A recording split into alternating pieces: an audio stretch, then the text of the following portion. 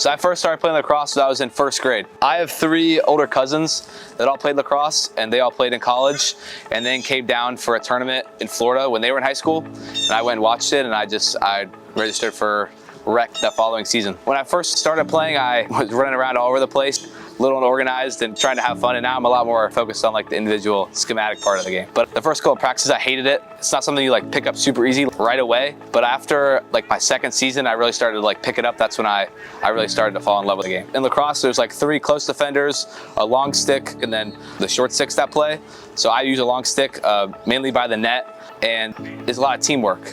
You're working with the other defenders, and you have to talk a lot to communicate through like different situations or picks, and you got to be very clear-minded and kind of, you know, have your wits about you, and that's what, you know, is required of the position. When I was first on the team, you know, it was, you know, the first time I've been in a new school my whole life. I'd gone to a school all the way from pre-K to 8th grade, and so, you know, just, you know, being on an actual high school team, you know, new kids all around me, it was tough. It was a big change at first. But I think the way that I act every day is what, you know, led me to be a team captain. Sometimes I'm not the most talkative or like inspirational by my words, but I'm just trying to bring everybody together and give everybody a clear mind. Our team is allowed to get, you know, fired up during the game, or sometimes even confrontational with each other. So it's good. I just kind of remind people like, hey, like we're in this together, and to just take a deep breath and just play your game. The mistakes are going to happen. Lacrosse, they say it's a game of runs, where you can have, you know, a great quarter and then a really bad quarter where you go down a lot, and you got to just keep playing.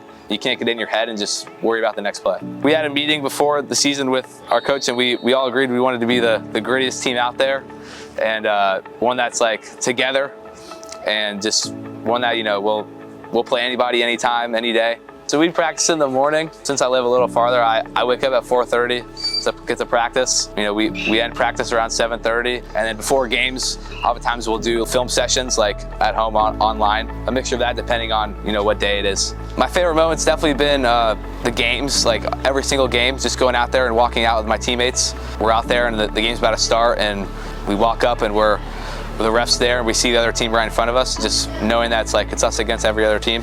It's been awesome.